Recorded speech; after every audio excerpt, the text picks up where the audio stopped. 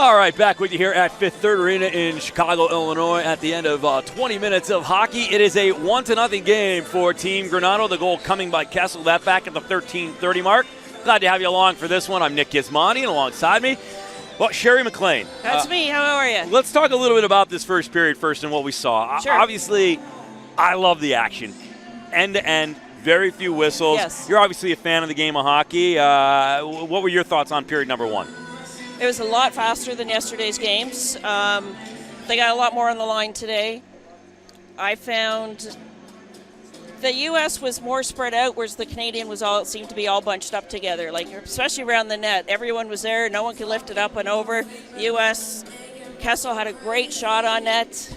You know, there wasn't much anybody could do to stop that one. How about the play of Katie Burt for Team Granado in the United States? I mean, unbelievable. She's phenomenal. Like I was surprised they switched goalies from yesterday because she played so well yesterday, but Katie Burt, you can't knock her. It seems to be a theme right now in the Chicago area. The Blackhawks enjoying some of the same success, if you will. They've got two starting goalies in Crawford and Leonard, so a little bit of back and forth there. Maybe it's just a Chicago thing.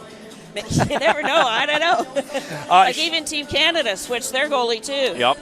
Well, so I think it's good to see. Yeah, it's good to see a little bit of everything. Yeah, exactly. Let's talk about you a little bit. You've been a huge volunteer for women's hockey, obviously an advocate for a long time. You were with the CWHL, and now you're with the PWHA. Tell me, PWHPA, excuse me. Tell me a little bit about this movement and just how important it is. I've been saying for years that this needs to happen and it needs to be done the right way. I've known Hillary Knight and Kendall and Megan Bozak and the Lamoureux for a long time covering the Olympics for NBC, but it's I can't even begin to express the importance of this movement and how necessary it is. Oh, it is. Like these women, you know, you've got all these young kids starting out, playing young, getting really excited, and didn't have too many people to look up to other than you see them every 4 years for the Olympics. Well, start going to college, getting scholarships. The women are coming out, and they're phenomenal, and they need some place where they can keep developing and keep going. They need to have people watch them more than every 4 years at the Olympics. I mean, these women, I know a lot of them personally, having volunteered for so many years, and they're working part-time jobs or full-time jobs just trying to make ends meet because they weren't making any money. Now, I know with the NWHL, they're making a little bit more money than they made in the CWHL, but there's still problems with the NW. There's still issues there, and the CW, there were some issues there too. Like it was set up to be a nonprofit, and with a nonprofit, you're not going to be able to get enough money in for the players. Well, there needs to be something sustainable as well. That isn't just a flash in the pan, and I think that this is, in my opinion, what is going to be the best opportunity for that. It's something that can be long-term, that can continue to develop and grow. Well, exactly. Like if you look at the NWBA, the Women's Basketball Network, they've got the backing behind them, and they're doing phenomenal. We need the same thing for women's hockey. Women's hockey's been around for a long time. And, I mean, look at Cami Granado. I mean, she's a legend. A legend. First family of hockey. Yeah, and so many people don't have a clue who she is.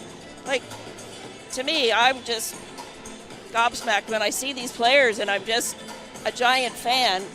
And I know how hard these women work. I know what they're trying to do, and I want to be involved any way I possibly can just to help them get going because they need to be able to focus full-time on hockey. And let's talk about that a little bit. You're obviously a part of that up in the Greater Toronto area with the PWHPA.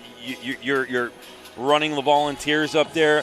I guess maybe a big question for you is what can other people do to get involved in this and to start helping out and to help make a difference, to help grow this? Biggest thing is sell tickets. Get people to come to the games. You know, on Twitter, we're hashtagging Women Worth Watching. We're hashtagging for the game. Like, get involved in social media any way you possibly can. Get everything out there to let people know that this is actually happening.